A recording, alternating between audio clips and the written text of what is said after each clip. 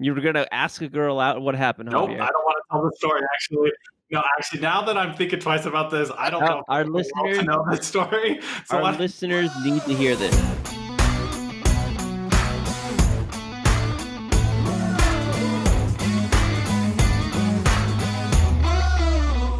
Welcome to the What's Our Verdict podcast, where we fashion ourselves cinematic judge and jury. My name's JJ Crowder. I'm here with my co-hosts Mattson Heiner, Better read than dead. Javier Ortiz, What is up, my nerds?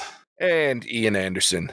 Some shit. All right, this is our trial series where we discuss the facts of a movie, pass judgment, and provide you with our verdict. Go ahead, hit that subscribe button, tell a friend. That helps us grow the podcast. Also, don't forget to check out our sister podcast, What's Our Verdict TV, where we review TV shows like The Witcher, Westworld, Waco. So go check that out now. You can find it anywhere fine podcasts are found. Today, again, chosen by our listeners through Instagram, Facebook, we will be discussing the best movie nominee, JoJo Rabbit. It was released in 2019. It was written and directed by Taika Waititi. It starred Roman Griffin Davis, Thomasin McKenzie, Scarlett Johansson, and Sam Rockwell. It is the story of a young boy in Hitler's army who finds out his mother is hiding a Jewish girl in their home. So let's discuss this movie. Let us go through a spoiler-free. I still, again, these movies are so new. I can't say that everyone has seen them, and I feel bad doing spoilers if I can't pretty much guarantee they should have at least seen these movies. So this one's new enough. Let's do a quick synopsis of whether we liked it, whether we go see it, based on the fact that it's pretty new and no spoilers. So let's start with Mattson. I went first last time. Dang it! All right. So honestly, this is one of the few movies we've done that I have seen kind of recently. I'm not like JJ and I've seen everything like 5 times. I watched it again last week, and I remember being in the theaters for this movie and just sitting there through most of the movie and just looking at my wife and her family like, what are we watching? Like, what is this movie? Kind of a whimsical, kind of wacky movie, but then for me, it takes I don't know if dark's the right word, maybe a very serious shift towards the end, towards the middle end, where it starts to tug at your heartstrings, and it has a lot of weighty subjects that it's dealing with, along with still throwing some whimsical elements into it. So overall, for me, it's a playful movie, especially if you're looking for Hitler to be someone you've never experienced before. Check it out for that alone. But a fun movie, definitely with some serious overtones that addresses some of those plot implications. But I was entertained. I like this movie watching it more the second time. I think I understood it a little bit more. It was more enjoyable to me, but it's a different movie, and I'll leave it at that. Javier. I had a hunch that I would like this movie when I heard what TT say that he did zero research for the role of Hitler, because that guy's a fucking cunt. I'm like, all right, this is a great way to start it. Honestly, like, I have similar ideas to this as what I said for Parasite, where I kind of feel like I watched 2 movies, or at least like it has 2 major themes, where one, it's a comedy, and I feel like the first hour, maybe a little bit more than that, is really like lighthearted and interesting and funny from like a kid's perspective. And then, like Mattson said, it quickly became not funny and like very serious. But honestly, like, I think it touched on topics that have been touched on before by other like World War II Nazi movies in a different way. And I appreciate that. Cool. Ian. Yeah, it definitely touches on them in a very different way. And because of that, I was initially nervous for this movie because I didn't know how you were going to make it into a comedy, but they did it really well. And I ended up coming away liking and enjoying this movie. As has been mentioned, it does have a pretty hard like turn into the serious element towards the end, which I think was really well done. Like, they didn't ignore the gravity of the situation and what was going on, but instead like made that switch, I don't know, very, very, I don't know how to describe it, but they did it very well. And I felt like I walked away having had some laughs, but also still understanding the gravity of the situation that like took place. Sweet. I will agree with everything that's been said. From a certain perspective, I can definitely see the turn. I didn't see it as like 2 different movies. This is one where I saw it as one continual movie that told a very poignant story about a child's perspective in life, from start to finish. And there was a moment where the satire stopped. It's a very satirical movie, and the satire stopped at that moment, which it did start to drive home the seriousness of the situation that both of these children are in, and everyone in this movie is surrounded by war and some very ugly things. And so the satire does stop and it starts to show the reality of the world that they're in. But I love the transition from it. I said last week when we did Parasite that I'm not a huge fan of a movie trying to teach me or show me a lesson. I had to eat my words a little bit on this movie because I really enjoy the lesson that this movie tries to teach. And I think it's partly because it is a satire, it is a comedy for the most part. And so that funny use of satire and you make you laugh, it's easier for me to take the lesson and the point that they're trying to get across than the preachy feel of sometimes these dramas that can come through when they're trying to teach me. It feels like you're trying to shove something down my throat. This one didn't. It was just entertaining. It was fun. It was a well-made movie. Great visuals. I love the perspectives that you see from this child that you don't notice until you watch maybe the second time, or, if you slow down and rewind and see a lot of the things that happen from a child's vantage point. And so I really enjoy that. Some really cool things that they use the visuals for, which we'll talk about in the spoilers because I don't want to give away everything, but I really love this movie. Really, really enjoyed this movie. So cool. Thanks, guys. There's our spoiler free. If you haven't seen the movie, sounds like we all recommend go see it at least once. Go check it out. Come back, pick up where you left off, and then that way we're not ruining anything for you. If you don't care about spoilers, gentlemen, it's that time where we spoil the shit out of this thing. So let's jump right in. What did you guys think of this movie? Talk to me about what you thought beyond no spoilers. I have one critique, and that is Rebel Wilson. She is the worst actress of all time, and this movie would be amazingly perfect if I didn't have to look at her face or hear her talk. That's funny. I didn't know you had such strong feelings against Rebel Wilson. I just don't like her. Like all of her line delivery is annoying. And she didn't have bad lines. If it was literally anyone else delivering those lines, it would be fine. She is the most annoying person to watch on screen. That's funny. I can't say that I disagree with you. I don't like her very much either as an actress because it always feels like she's forcing a line as opposed to delivering a line as an actress. But so I get that. The only way to solve that is to put her in the next Jurassic Park movie, give her one line and let her be eaten. That'll satisfy Javier. No, it wouldn't. If she shows up in my Jurassic World movies, I will literally stab my eyeballs out. Okay, so we got it there, Ian. He'd rather stab his eyeballs out than watch the movie with Rebel Wilson in it. Noted. I think one of the things I wanted to bring up that happens a lot in this movie is just the play. You take JoJo and his imagination of what Hitler is from a 10-year-old boy's perspective. And it was one thing I texted you guys about, I think yesterday, that I didn't know this, that Hitler didn't smoke. He was vehemently against it, and he was a vegetarian, which I didn't know as well. But this little boy has the imagination. Obviously, of course, he's not really going to eat unicorns, but he's eating a unicorn, the meat, and he's always smoking. He's trying to give him cigarettes every time. He's like, I'm 10, I don't smoke, or whatever. And I just loved that part of the movie. Those scenes happen like in the first hour-ish, like 4 times or something. Those are probably some of my favorite scenes. They're funny. The director, I'm not going to be able to pronounce his name, does a phenomenal job just being a playful Hitler from a 10-year-old boy's perspective. And for me, those are the moments I probably laughed the most. They were just hilarious. Yeah, and I love that he always had that undertone of his New Zealand accent. No matter how hard he was trying to do his German, you still caught that Taika Waititi almost sound like it was great. Yeah, I loved it. I was waiting for him to bust out and stop and be like, hey, man. It was great. I loved it. It was the same with Rebel Wilson, though, too, because you could hear her Australian accent kicking in every once in a while. It was just funny to me that, and again, it goes back to what you said, that child's perspective. He's making all of this up as he goes, right? It doesn't matter to him what the actual accent would have been. This is who his imaginary friend is and who he looks up to. So I really enjoyed that as well. Hell me, buddy. Hell me. Yeah, Heil me. Heil Hitler. Yeah. In fact, that's probably the scene I laughed the hardest on is when the Gestapo comes and their job is to come in and search this house, right? It's obvious that they figured out that his mom is helping and she's against the Nazi party. And so they're coming in, they're shaking down the house, but there were 31 times that Heil Hitler was said during that sequence, with the Gestapo coming into the house and then before they leave. So 31 times they say Heil Hitler because of the way that they all have to say it to each individual in the house. Yeah, I laugh.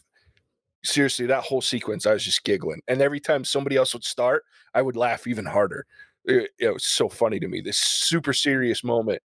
And all it was just Heil Hitler over and over again. That made me laugh. I thought there was a lot of good one-liners too in this movie, especially JoJo has like a lot of really good one-liners. I wrote a couple of them down, but there's one point where he's at the Hitler youth camp and he's talking to Yorkie about his best friend and that like him and Yorkie are best friends. And he's like, no, you're my second best friend. My first best friend is Adolf Hitler. So unless you're Adolf Hitler in a fat boy suit, then you're not my best friend. He's no, I'm just a fat boy in a fat boy suit, in a fat body suit. It's just like a lot of one-liners like that just cracked me up. I think there's one time where the imaginary Hitler refers to Elsa as a female Jewish Jesse Owens Jack the Ripper. Yeah. Yeah. Just like layer of layer. So funny. And like 3 times because he kept growing on that. And it was funny. He started with something like a dirty girl Jew, and then dirty girl Jew Jesse Owens, and then dirty girl Jew Jesse Owens Brit or something like that, British girl or something. It was so funny. I liked it. There were some great one-liners. Stealing the knives. And Rosie comes up. Where are all the knives? Yeah, where are all the goddamn knives? Oh man. So there's some good parts. I enjoyed it. Yeah.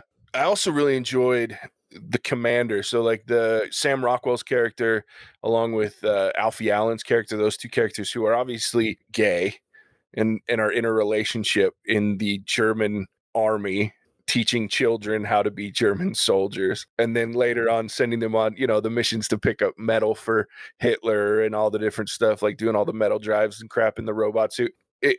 Those two characters, it was funny because I really enjoyed Scarlett Johansson in this movie as well. She was very good, but her part was so small, but she was nominated for a Best Supporting Actress role. And honestly, to me, I feel like Sam Rockwell should have gotten that because he was there throughout the movie, from the beginning of JoJo's journey when he was full on Nazi party, Hitler's his best imaginary friend, down to the very end where he realizes and has learned that everything that he was taught as, this wannabe Nazi was incorrect and wrong. And, down to the point that he saves him at the end and gets him out of probably being killed. So I really enjoyed his character a lot.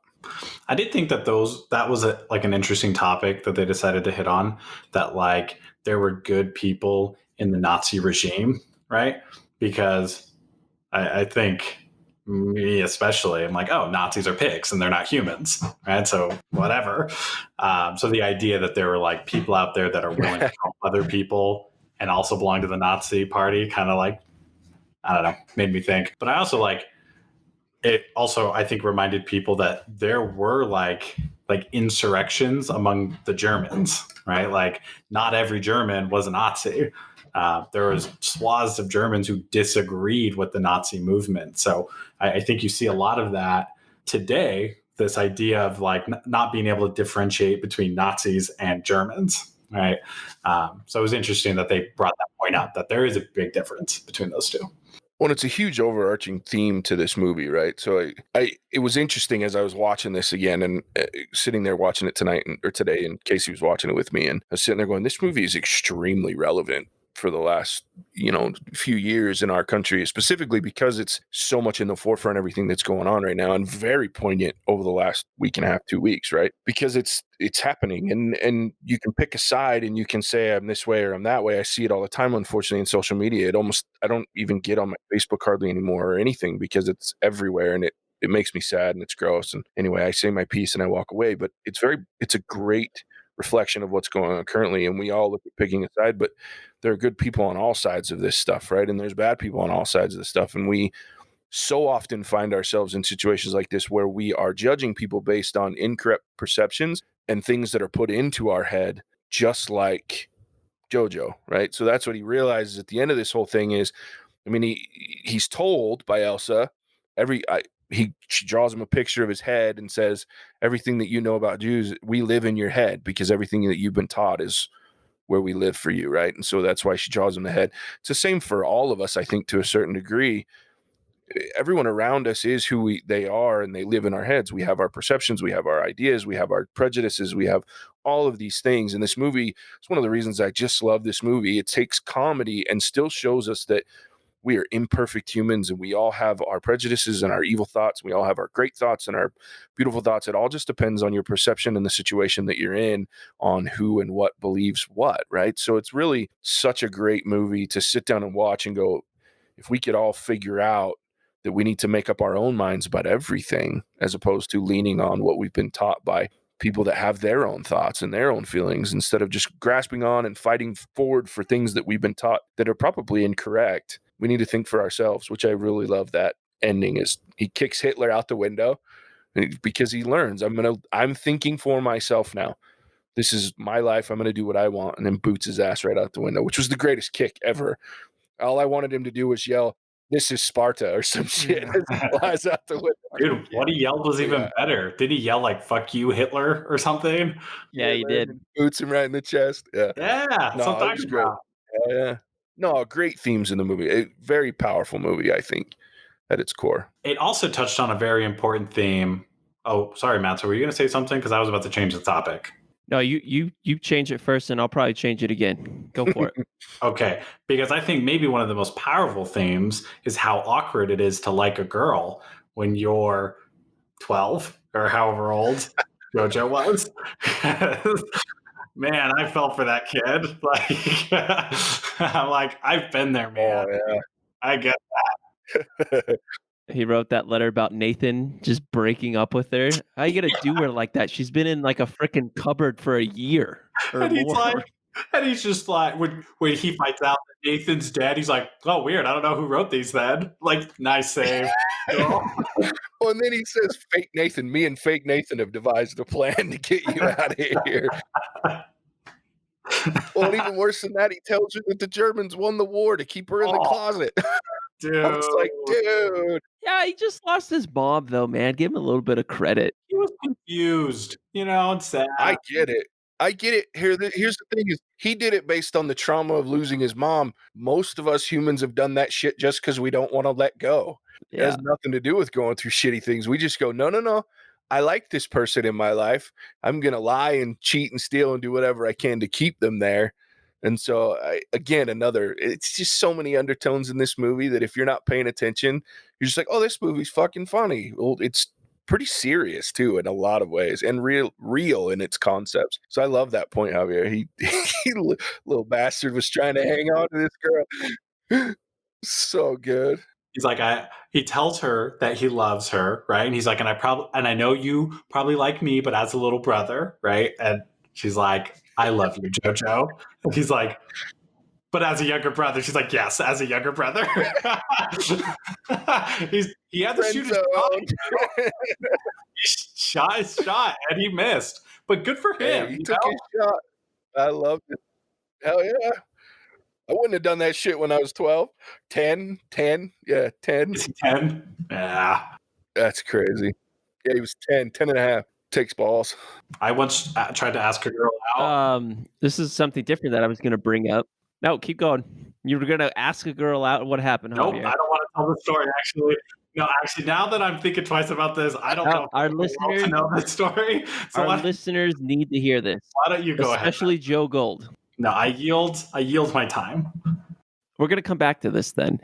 I was going to bring up on another serious topic. This movie really just made me think of what it means to be a single parent, and specifically a single mother from this perspective. That scene where they're at the dinner table and JoJo's figured out that obviously there is a Jew living upstairs, but his mother doesn't know that he knows. So he's like, actually, I'm going to eat all that food. And you could see the tension in his mom's face. And then he keeps being outspoken about being a Nazi. And obviously we find out the mom's in the resistance some way, shape, or form. But she's trying to figure out, well, how do I bring my 10-year-old back to life? That's not a 10-year-old Nazi, but it's just a 10-year-old boy. And the weight of all that, the war, being a parent, her husband's gone. I don't know if we actually know if he's dead or alive, but just taking that all on. And then she kind of has an emotional explosion at him and then starts to go in character being JoJo's dad, using the ash around her face. And then all the scenes with them together, I just thought is really interesting to portray what it's like to take on that burden of raising a child, but raising a child through war while raising a child when trying to fight this war, being a resistance fighter and doing all that. And she seemed to handle it really well until the point she got caught. And obviously we find out she has been hanged. Man, and what a gut-wrenching moment. Like, and the way that they set it up. The shoes. It's so amazing. They have the motif of her shoes throughout the movie. And when I first watched it, I was like, why do they keep showing? I mean, okay, they're pretty shoes. I understand that she cares about her appearance and she's out and about, but they keep showing her shoes. What's with the shoes? But they show, like, when they're getting ready to ride bikes, she's standing on the wall and all you see is from her knees down, because it's all from his perspective, right?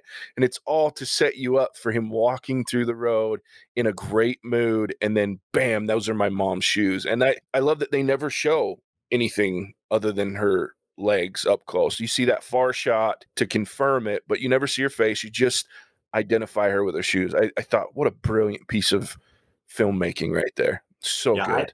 I totally missed that foreshadowing, like, because they totally foreshadow it the whole time. And I had that same question. I was like, why are there so many feet in this? Like, what kind of weird fetish does this guy have?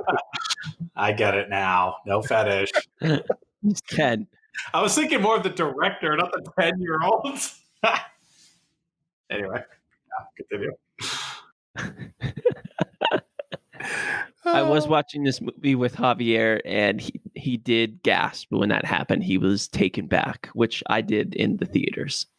I did too. I was like, oh shit. The other thing I wanted to talk about that we haven't brought up that this movie doesn't start off with, but quickly gets into, is what looked like to be one of the greatest boys' camps ever. Let's just be honest about that. Shooting guns, explosives. I mean, there's a whole bunch of different things, but I was like, I'd go back to Boy Scouts for that. Just like the new and improved, like basically little boy training to be a Nazi soldier. That was awesome. And then the line that the captain gives about, and you girls, you do best, like make more Nazis or whatever, something like that. And that part was just really funny to me. But I love that like 15-minute scene. I mean, I'd go to that camp. That looked awesome. Oh yeah. And visually, one of the funniest, the coolest scenes out there is when he and Hitler, when he steals the freaking grenade and they're running through the woods, like jumping up and their arms are up. And it was so hilarious side by side, seeing him and his imaginary Hitler friend running through it, and he hucks the grenade. And then I just laughed so damn hard when it hit the tree. I was like, oh shit, it's coming back. So good. My face looks like a street map, woman. He does have some back to those one-liners. Great one-liners. Would he have died from that? Yes, definitely. Oh, absolutely. Yeah. He's like right next to it. Yeah, I was like, I'm pretty sure he would be dead, but that's okay. It was funny. Well, the visual of him when it blew up and he just went down, like he didn't go flying, he just went bonk. I was like, what the fuck? Because he didn't. What did the captain say after that? Like right after the explosion, he said something funny, but I can't remember exactly what he said. Oh, don't do that. Yeah, that part made me laugh a lot. Yeah. He just points, don't do that. Or that's not how you do it, or something like that. But I love that slow-mo as JoJo is grabbing the hand grenade and you see the captain like look at him in the realization of like, what is happening right now? And yeah, that was great.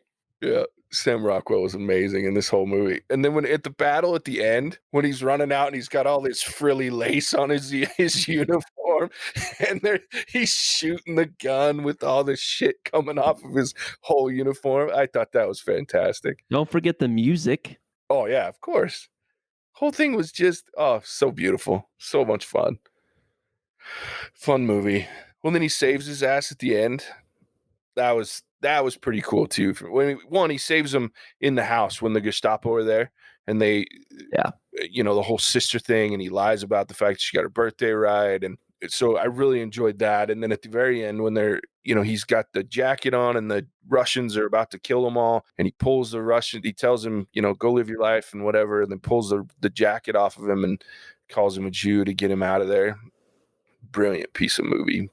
Brilliant scripting, just great writing right there. To bring up Rebel Wilson's character again, how dare she put on the jacket on JoJo at the end, basically to get him killed. I was like, gosh dang it, you skank. Dude, she strapped a grenade to the kid's back and told him to go hug an American. Go hug an American. She pulls it. Go hug an American. Yeah, go hug him. Go love him. Show him German love. It's terrible. Yeah, I laughed so hard when the explosion went off. I was like, get her. So dumb. She's got this freaking giant ass machine gun that she goes around the corner with. Silly. They're going to tell us that story about the girl now, Javier? Now that I think about it, it's not even that good of a story, to be honest. Our listeners need to know more about it. Okay. Do tell. So what happened was, in high school, I went to a charter school, right? Not a traditional public school. So I didn't spend a lot of time like in classrooms. I spent a lot of time like at home doing stuff. So I was like at home at weird hours. So anyway, there's this really cute girl and she was like strawberry blonde, anyway, she was cute. That's not the point. Anyway, so I call her and it's like 1 p.m, right? So she should be in school. I should be in school, but I'm not. And I call her and I'm rehearsing the voicemail that I'm going to leave her because obviously I'm going to leave her a voicemail because she's in school. So she picks up, right? And to preface this, we don't know each other very well. Like we have mutual friends and I got her number from a mutual friend. So her and I have said maybe 4 words to each other. So anyway, she picks up and I was like, oh, hey, what are you doing picking up? And she's like, who is this? And I'm like, oh, this is Javier. And she's like, why are you calling me? And I was like, oh, yeah, I was wondering if what are you doing? And she's like, right now? I'm like, no, I mean like on Friday. And the conversation goes like that, of me like stumbling through things for a good 3 minutes. And for some reason, she agrees to go on a date with me, and we ended up being really good friends, actually. So, Friend it's a lot like it's a lot like JoJo and what's her name, Yeah, you got friend zoned instead of brother zoned. Yeah. Yeah, you're like a brother. Yeah, it was bad. It was not good, guys. So I'm sure we all have 1 or 2 of those stories. yeah, I have them with like every girl I've ever asked out because I'm really bad at that. But like it worked out because I'm married. So except Nicole, right? Now it's probably that bad with Nicole too.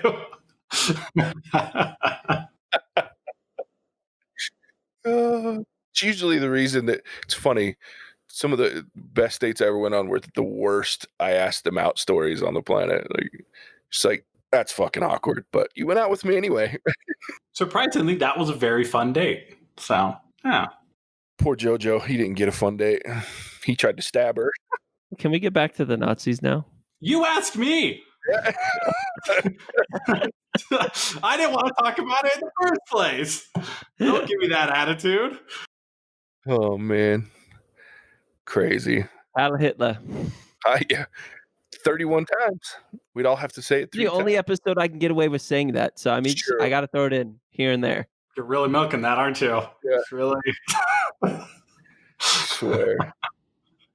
Dude, the part that Rebel Wilson died, I was like, oh, finally. That's perfect for any one of her characters. Like if someone busted into like Pitch Perfect 9, whichever one they're on, and just threw a grenade at Rebel Wilson's character, I'd be like, dope.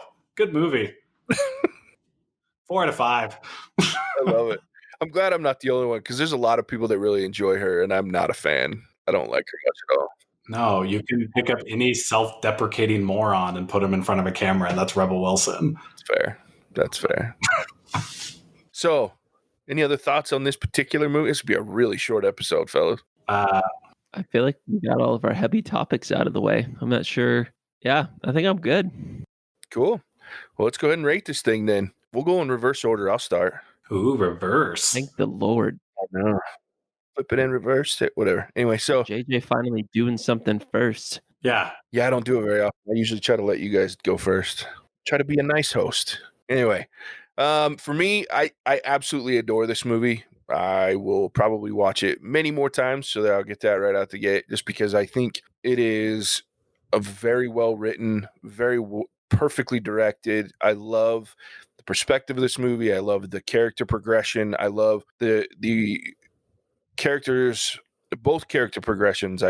For Elsa and JoJo, these two main characters, this focus, I love where they start. I love how they finish. I love the lessons that are learned, the satirical approach to this movie, the fact that there was comedy and yet teaching some of the most poignant lessons out there across the board, from everything that what Javier or Mattson talked about with, being a single parent, especially in difficult times, to learning to think for yourself and to understand that the world teaches us things that are very wrong, but they're easy to believe because it's easier in a lot of ways, to hate and to judge than it is to love and to accept. So I love this movie from start to finish. I love everything that it portrays and shows. To me, this is, in my opinion, I would call it probably a perfect movie. So I am rating this a 5. Boom. Wow. All right. Good stuff. Did any one of us not enjoy this movie? Doesn't seem so. Yeah, I liked it. It was good. Okay. All right. I'll okay, got it. All right, Ian, tell us what you thought. Give it your rating. Shoot, I thought JJ is up here preaching too. I might have to rate JJ. Got me excited this movie. Yeah. Glad you enjoyed it. No, I enjoyed it quite a lot too. I feel like it's one that I need to go and rewatch to pull more out of, because there were a lot of details that you guys have brought up that I didn't maybe catch on. So I think the rewatchability is there as well. Maybe not something that we talked much about, but I also like, as has been mentioned, how well they navigated really heavy topics and were able to get me to laugh at one point, but also feel the gravity at the other. Just very well done, visually very entertaining to watch. So I think I'd go with 4. That's what I'd rate it at. Cool. Thanks, Ian. Javier. Okay. Great movie. This is such a fun movie. Like, it touches on the ridiculousness of the idea that Nazis even existed, which I find hilarious. Like, the fact that like Hitler's Youth was a thing, and they just roast on the idea of Hitler's Youth this whole movie, and it is amazing. And they roast on the idea of Hitler this whole movie, and it's just amazing how they can just make fun of Nazis in a very new way. Love that. I don't know where they're getting these child actors nowadays, but these child actors killed it. Like, they were so good. Man, I don't know what they're feeding these kids now, but I feel like we see good child actors left and right now. So they did great acting across the board, except for Rebel Wilson. I can't in good conscience give a movie with Rebel Wilson in it a 5 out of 5. It would go against everything I stand for. Now that's passion right there. So I'm going to give this a 4. Definitely worth watching. I think it's got something for everyone. Like someone like me who doesn't like to be taught things, like JJ and I. Well, I don't know if we're the only ones here, but I agree with JJ where I don't like being taught lessons, but I feel like I was reminded of lessons. But if I didn't want to learn that, I could just take it at face value as a comedy. So awesome movie, 4 out of 5. I'd watch this again. All right, bring us home, Mattson. Yeah. So you guys heard me at the beginning talk about this is a movie I have seen again recently. I didn't like this movie as much as I do now, having seen it the first time. And I think the second time I was able to pay attention more towards more the nuances and attention to detail in kind of a satirical and serious way that this movie presented. So I definitely think there is, to Ian's point, a lot of rewatchability. It is something that I would go back and watch Hitler again. Heil Hitler, just because it just you're not going to see a movie like this again.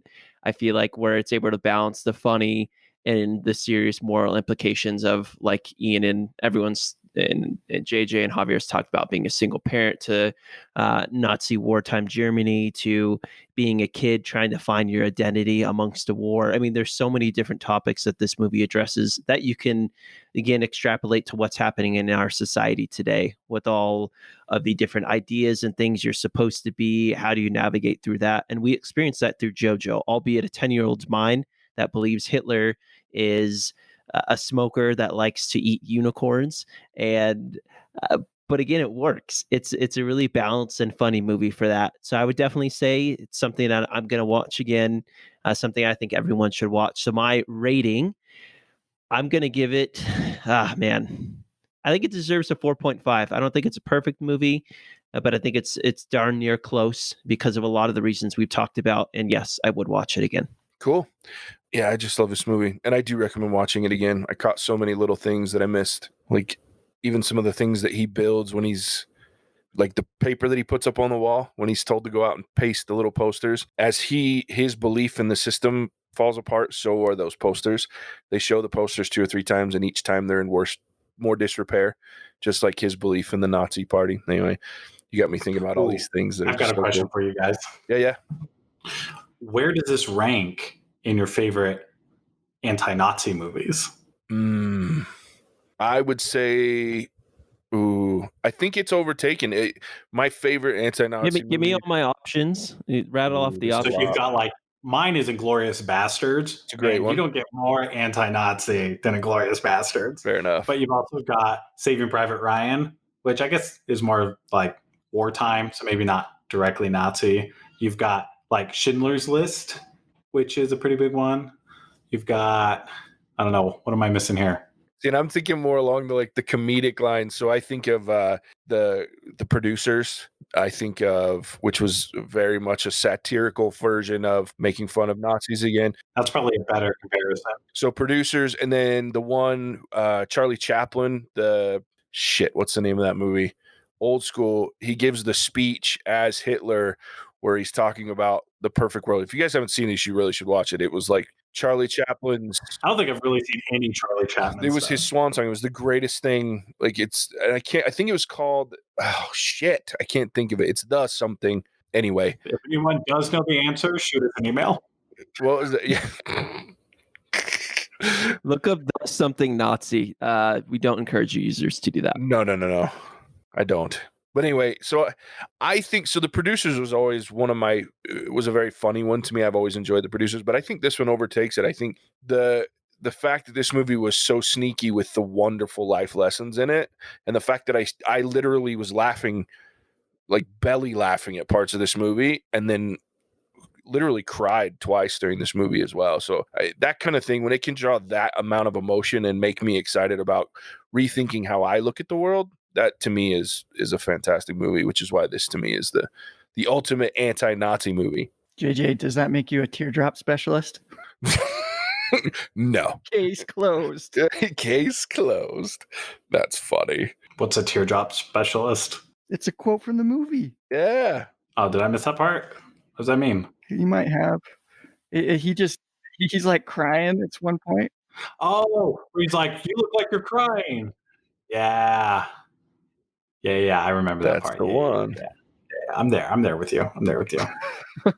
It's a movie called The Great Dictator. That's the Charlie Chaplin one. Cool.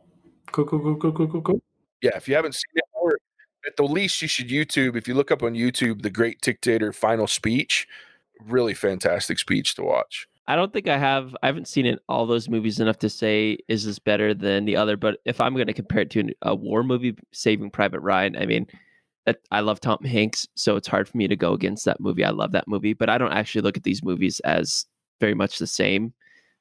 Saving Private Ryan honestly doesn't really make me think of Nazis so much, more of the American story.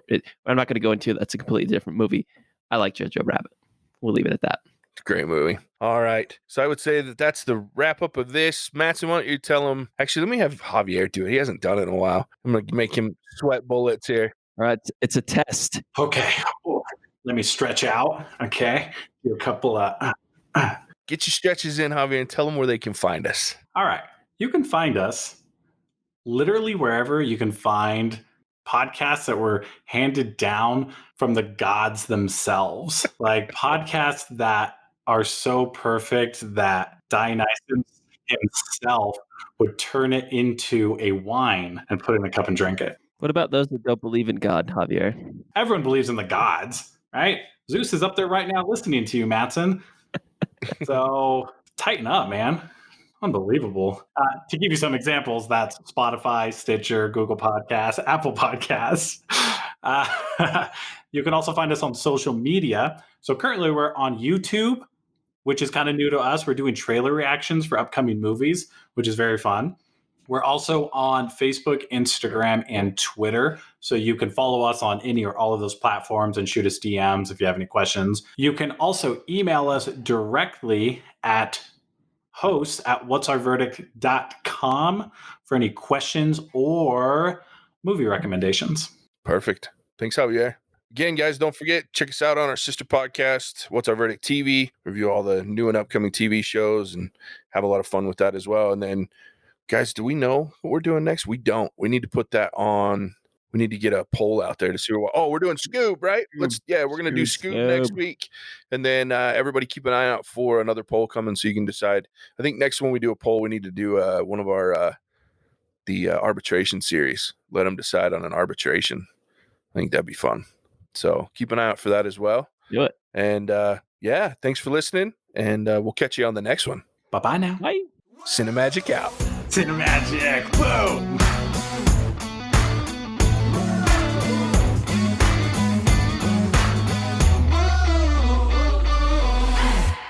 Javier, it looks like there's no lag left. Yeah, he just looked up when I said it. Oh, am I back? Yeah. Oh, fuck yeah. I mean, cool. What's Nicole going to say about that? Yeah, she doesn't like that I swear that much with you guys. So, but luckily I've been able to blame JJ and it's totally believable. Sorry, not sorry.